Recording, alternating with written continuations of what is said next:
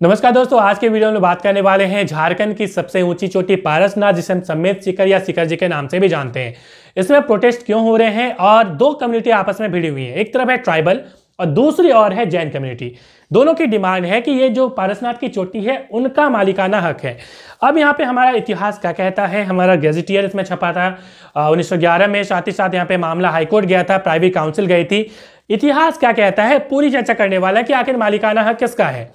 साथ ही साथ यहाँ पे पूरी चीज़ों को समझेंगे कि कहानी की शुरुआत कैसे हुई, तो एग्जाम पॉइंट ऑफ व्यू से काफ़ी इंपॉर्टेंट होने वाली है। साथ ही साथ एक आम नागरिक के लिए भी काफ़ी इंपॉर्टेंट होने वाली है।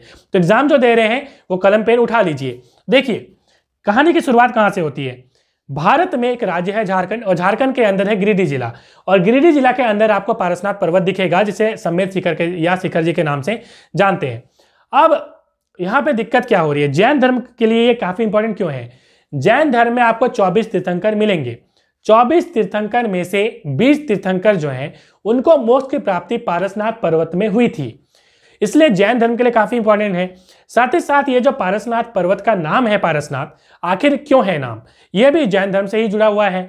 जैन धर्म में जो 23वें तीर्थंकर हैं जिनका नाम है भगवान पारसुनाथ, तो पारसुनाथ ने यहाँ पे जो है काफी तप किया और उसके बाद उनको मोक्ष की प्राप्ति इसी पर्वत में हुई थी, जिसके कारण पारसुनाथ के नाम से ये जो पर्वत का नाम है यह पारसनाथ पड़ा, ऐसी मान्यता है। तो यहां तक हमने चीजों को समझ लिया कि आखिर जैन धर्म के लिए काफी इंपॉर्टेंट क्यों है। अब यहाँ पे जैन धर्म के लोग प्रोटेस्ट क्यों कर रहे हैं उस पर आएंगे, और ट्राइबल प्रोटेस्ट क्यों कर रहे हैं उस पर आएंगे। उसके पहले कुछ आपको इतिहास क्रम को समझना पड़ेगा। देखिए फरवरी 2019 की बात है, जो है इसे इंटरनेशनल टूरिस्ट स्पॉट के रूप में, मतलब पर्यटन स्थल के रूप में इसे विकसित करने का जो है ऐसी कल्पना की किसने, तो झारखंड सरकार ने। उस टाइम में बीजेपी की सरकार थी झारखंड में, और केंद्र में आपको बीजेपी की सरकार, नरेंद्र मोदी की सरकार थी, अभी भी है, ठीक है। मगर अभी झारखंड जो सरकार है वो अभी फिलहाल आपको पता है जेएमएम की सरकार है, ठीक है। अब हमने फरवरी 2019 की बात करी कि आखिर उसमें एक कल्पना की गई कि टूरिस्ट स्पॉट के रूप में इसे विकसित करेंगे हम।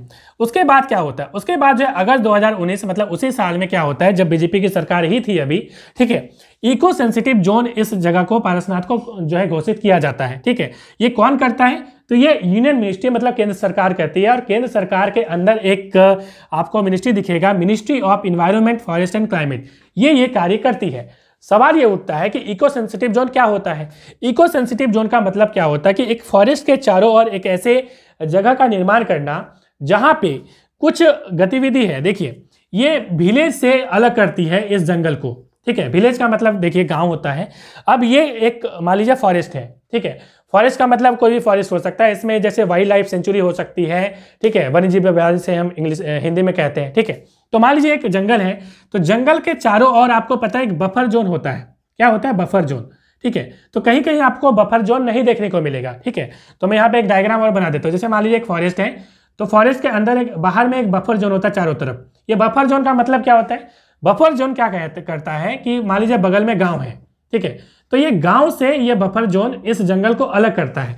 बफर जोन यदि नहीं होगा तो दिक्कत क्या होगी, यहाँ से मतलब कि कोर से ये जो जंगल है यहाँ से जंगली जीव निकल के आएंगे और सीधे गांव में चले जाएंगे। तो इससे क्या होगा, गांव वाले को भी दिक्कत होगी, जान को खतरा होगा, साथ ही साथ जो जानवर हैं उनको भी जान का खतरा है, क्योंकि मनुष्य जो है उनका शिकार वगैरह कर सकते हैं। तो यह प्रॉब्लम होती है, इसलिए एक बफर जोन बनाया जाता है, और बफर जोन में कुछ चीज़ें अलाउड होती हैं। जैसे आप ऑर्गेनिक फार्मिंग कर सकते हो, बकरियों वगैरह को, मतलब मवेशियों को चराने की बात होती है। तो इस तरह की कुछ चीज़ें यहाँ पे अलाउ होती है बफर जोन में, ठीक है। तो ये हमने समझा। तो ये मान लीजिए कहीं पे कुछ जगहों पे, कुछ जंगलों में बफर जोन नहीं है, उस जगहों पे क्या किया जाता है कि इको सेंसिटिव जोन बनाया जाता है, घोषित किया जाता है। मतलब इको सेंसिटिव जोन एक प्रकार का बफर जोन ही है, ठीक है। इसका एक प्रकार का ये क्या है, बफर जोन है। तो इको सेंसिटिव जोन क्या होता है कि मान लीजिए कोई जंगल है, तो जंगल के चारों ओर 10 किलोमीटर के अंदर तक, 10 किलोमीटर के रेडियस, मतलब 10 किलोमीटर का रेडियस होगा, ठीक है। तो 10 किलोमीटर के रेडियस तक जो है एक जोन बनाया जाता है, जिसमें कुछ चीज़ें अलाउ नहीं होती। जैसे आप कोई मिल, इसमें कारखाना, ठीक है, इस तरह की चीज़ें आप नहीं कर सकते, प्लास्टिक का यूज़ नहीं कर सकते। तो इस तरह की चीज़ें आप इसके बाहर जो है बफर जोन में आप नहीं कर सकते, ठीक है। तो ये हमने समझ लिया। तो हालांकि ये 10 किलोमीटर की बात करें तो कोई 10 किलोमीटर कोई फिक्स नहीं है, ये सरकार के ऊपर डिपेंड करती है कि ये 10 किलोमीटर रखे, 5 किलोमीटर रखे, 2 किलोमीटर, 3 किलोमीटर, ये डिपेंड करती है सरकार पे। लेकिन बेसिकली 10 किलोमीटर रखा जाता है, इतना हमने समझ लिया कि इको सेंसिटिव जोन जो है वो पारसनाथ को बना दिया गया। मगर समस्या की अभी भी कोई यहां तक समस्या नहीं है।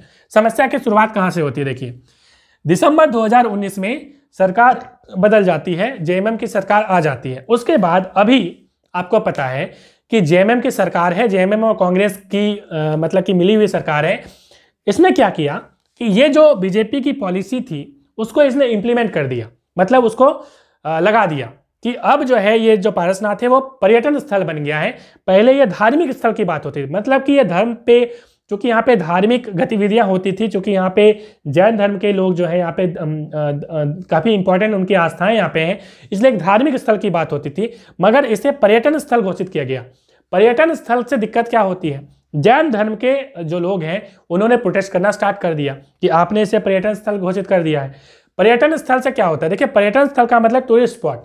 अब अलग अलग जगहों से, विदेशों से या अलग अलग जगहों से यहाँ पे लोग आएंगे और यहाँ पे हो सकता है होटल्स का निर्माण किया जाए, ठीक है, हो सकता है अवैध होटल का भी निर्माण किया जाए, और यहाँ पे हो सकता है कि उसमें लीकर, शराब, मांस, मछली ये सब का भी यूज़ किया जाए। तो ये जैन धर्म में जो है ये अलाउड नहीं है। वो लोग मांस, मछली ये लोग जो है नहीं खाते हैं, वो अहिंसा प्रिय होते हैं, ठीक है। इसलिए उन्होंने प्रोटेस्ट किया जैन धर्म के लोगों ने। यहाँ तक हमने समझा। अब सवाल ये उठता है कि आखिर ट्राइबल ने प्रोटेस्ट करना क्यों स्टार्ट किया? देखिए, अब जैसे ही जैन धर्म के लोगों ने प्रोटेस्ट करना स्टार्ट किया, उसके बाद जो मिनिस्ट्री, मैंने बोला कि ministry of environment, forest and climate, ये मिनिस्ट्री ने क्या किया? इस मिनिस्ट्री ने इस टूरिस्ट वाला जो टूरिज्म का जो कंसेप्ट जो कि पारसनाथ में लगाया गया झारखंड सरकार के द्वारा, उस पर स्टे लगा दिया कि इसको आप बंद करिए, अभी टूरिस्ट स्पॉट इसको नहीं होने वाला है, ये आप इसको अभी स्टे लगा दीजिए, उसको रोक दीजिए। ये रोकने के बाद साथ ही साथ और इसने क्या किया? इस संस्था ने, मिनिस्ट्री ने लीकर बैन लगा दिया इसमें, ठीक है। मतलब यहाँ पे आप शराब नहीं यूज़ कर सकते, यहाँ पे मांस मछली जो है यूज़ नहीं कर सकते, ये भी चीज़ कर दी, क्योंकि जैन धर्म जो है इसका विरोध कर रहे थे कि मांस मछली नहीं यूज़ होना चाहिए, इसलिए जो है मिनिस्ट्री ने ऐसा किया। अब इससे ही दिक्कत हो रही है ट्राइबल को। दिक्कत क्यों हो रही है? क्योंकि ट्राइबल्स जो है, जो जनजाति लोग हैं यहाँ के, और जनजाति लोग मैं बता दूं कि जनजाति लोग जो है वनस्पति को, मतलब पेड़ पौधे, वन को प्रेम करते हैं और उनको रक्षा करने के लिए वो जो है जान की बाजी भी लगा देते हैं। साथ ही साथ वो जो है अपना ईश्वर भी इनको मानते हैं, ठीक है। तो ईश्वर के रूप में वो पूजे जाते हैं। अब यहाँ पे देखिए, मरांग बुरू का कंसेप्ट है। मरांग बुरू, ग्रेट माउंटेन जिसे हम इंग्लिश में कहेंगे मरांग बुरू, ठीक है, मरांग बुरू। तो पारसनाथ को वो मरांग बुरू मानते हैं, मतलब अपना इष्ट मानते हैं, देवता मानते हैं, एक ग्रेट माउंटेन मानते हैं, ठीक है। तो ये वो जो है मानते हैं। इसका मतलब ट्राइबल की आस्था जो है पारसनाथ के प्रति है। देखिए, हम जैसा कि मैंने कहा ट्राइबल लोग, मैंने कहा कि जंगल के प्रति बहुत प्रेम उनका रहता है, ठीक है। तो डेफिनेटली, और यदि हम लोग इतिहास की बात करें, क्या ये मरांग बुरू जो है वो इतिहास हमारा कहता है कि मरांग बुरू के रूप में ट्राइबल लोग इसे काफ़ी पहले से मानते हैं। तो हमारा इतिहास क्या कहता है उस पर भी हम लोग बात कर लेते हैं। देखिए, 1911 की बात है, बिहार डिस्ट्रिक्ट गैजेटियर में एक छपा था। तो मैं यहाँ पे स्क्रीनशॉट भी लगा दे रहा हूँ ताकि आपको चीज़ें समझ में आए। तो इसमें जो है बिहार डिस्ट्रिक्ट, उस टाइम में अंग्रेज यहाँ पे थे, ठीक है। तो बिहार डिस्ट्रिक्ट गैजेटियर, जिसका नाम है पीसी रॉय चौधरी, उन्होंने एक जो है गैजेट निकाला और उसमें उन्होंने लिखा कि पारसनाथ इज द मारांग बुरू और हिल डाइटी ऑफ द संथाल। देखिए, आउटलुक ने ये लिखा है, मैं यहाँ पे स्क्रीनशॉट लगा दे रहा हूँ। हजारीबाग, क्योंकि आपको पता है कि ये गिरिडीह जिला जो है हजारीबाग से ही कट के बना है, ठीक है। बाद में, पहले ये हजारीबाग में ही पड़ता था पारसनाथ, बाद में अब ये गिरिडीह में पड़ता है, ठीक है। तो हजारीबाग, मानभूम, बांकुरा, ठीक है, बांकुरा जो कि बंगाल में पड़ता है, संथाल परगना, ठीक है। And each year they assemble, मतलब इनके लिए ये मारांग बुरू है। कौन सा? पारसनाथ हिल्स, ठीक है। ये 1911 की गैजेटियर कहती है। साथ ही साथ यहाँ पे ये कहते हैं कि फुल मून का मतलब पूर्णिमा, बैसाख, ठीक है, बैसाख महीना, तो बैसाख के पूर्णिमा के दिन जो है ये असेंबल होते हैं, यहाँ पे ये एकत्र होते हैं। और यहाँ पे it further says that community celebrates religious Hunt for 3 days। 3 दिन की रिलीजियस जो है धार्मिक, ये क्या करते हैं? तो शिकार करते हैं। देखिए, जनजाति लोगों का एक महत्वपूर्ण जो है मान्यता शिकार करना, वो एक तरह का धर्म की तरह इसे देखते हैं, शिकार करने का कार्य वो करते हैं, ठीक है। ये 3 दिन तक यहाँ पे करते हैं, ये गैजेटियर में लिखा गया है। आगे क्या लिखा गया है इसमें बता दूं। आगे यहाँ पे जो है ये जो गैजेटियर है इसको चैलेंज किया गया, किसके द्वारा? तो वहाँ के जैन समुदाय के लोगों के द्वारा उस टाइम में, ठीक है, 1911 की हम लोग बात कर रहे हैं। अब इसे चैलेंज किया गया, मतलब कोर्ट में गए। कोर्ट में जाने के बाद क्या हुआ कि जो जुडिशनल जो कमिश्नर थे उसको इस सूट को कैंसिल कर दिया, रिजेक्ट कर दिया। कि भाई जैन धर्म की जो ये मतलब अपील की गई है वो गलत है, उसको रिजेक्ट कर दिया गया। तो जैसा कि हमें पता है कि जैसे कि डिस्ट्रिक्ट कोर्ट में मान लीजिए कोई आप केस दायर करते हैं, उसमें रद्द होता है तो आप ऊपर हाई कोर्ट मतलब कि हाई कोर्ट जाते हैं, फिर सुप्रीम कोर्ट जाते हैं। तो इसी प्रकार से लोग जो है जैन धर्म के लोग वो आगे हाई कोर्ट गए, हाई कोर्ट ने भी इसे रद्द कर दिया। ठीक है, उसके बाद हाई कोर्ट के बाद आगे जो है वो प्राइवी काउंसिल जाती है। उस टाइम में प्राइवी काउंसिल हुआ करती थी जो कि इंग्लैंड में हुआ करती थी। ठीक है, और ये जो वहाँ पे उस टाइम में महाराजा होते थे, वहाँ के जो मोनार्क होते थे, उनके अंदर ये एक जुडिशियल एक तरह से हम बात करें तो एक तरह की संस्था थी जो ये बहुत सारे निर्णय लेती थी। ठीक है, तो प्राइवी काउंसिल तक ये मामला पहुँच गया कि ये जो जगह है पारसनाथ क्या मारांगबुरु है या नहीं है। ठीक है, तो यहाँ तक मामला ये पहुँच गया। तो ये इसके बारे में बताता है। तो कहने का यह मतलब है कि यह मारांगबुरु के रूप में मान्यता जो है वो अंग्रेजों के समय से ही रही है। यदि हम लोग बात करें जैन धर्म के बारे में, इसका मतलब मारांगबुरु ये है ट्राइबल के लिए, ये तो प्रूफ है। यदि हम लोग बात करें जैन धर्म की, तो जैन धर्म की हम लोग बात करें तो वो भी बिफोर क्राइस्ट मतलब ईसा पुरुष से चला आ रहा है, और वो भी एक प्रमाण देती है कि यहाँ पे जैन धर्म के लोगों के लिए भी काफी इंपॉर्टेंट है, क्योंकि 24 में से 20 तीर्थंकर की निकोज मोक्ष की प्राप्ति यहीं पे हुई थी। इसका मतलब दोनों ही डिमांड जो है वो आपको सही बिल्कुल लग रहे हैं, और दोनों की डिमांड यहाँ पे सही है। यहाँ तक हमने चीज़ों को समझा। यदि हम लोग बात करें तो इसका सॉल्यूशन क्या होगा, देखिए यदि हम लोग बात करें तो दुमका जिला, झारखंड में एक दुमका जिला है, उससे बॉर्डर लगा हुआ बिहार का एक जिला है बांका जिला। बांका जिला के अंदर आपको एक मंदराचल पर्वत, जिसे हम मंदार पर्वत के नाम से जानते हैं, वो है। ठीक है, तो वहाँ पे भी आपको देखेंगे कि वहाँ पे जैन धर्म के लोग भी पूजा करते हैं। ठीक है, उनका भी यहाँ वहाँ पे काफ़ी इंपॉर्टेंस है। वहाँ पे आपको हिंदू धर्म के भी यहाँ जो है मंदिर दिखेंगे, और वहाँ पे आपको जो ट्राइबल है, सापा हौर है, ट्राइबल के लोग भी आपको वहाँ पे दिखेंगे। इसका मतलब हमारा भारतवर्ष एक ऐसा देश है जहाँ पे सभी धर्म के लोग जो है मिलजुल कर रहते हैं। ठीक है, तो यहाँ पे इसका निदान जो है डेफिनेटली एक जो है निदान करना चाहिए, और सभी धर्म के लोगों की मान्यताओं को ध्यान रखते हुए, क्योंकि सभी की धार्मिक जो मान्यताएं हैं उनको आहत नहीं करना चाहिए, एक इंपॉर्टेंट चीज़ है। अब यहाँ पे मैंने ये नहीं बोला कि प्रोटेस्ट आखिर जो ट्राइबल लोग हैं वो क्यों कर रहे हैं।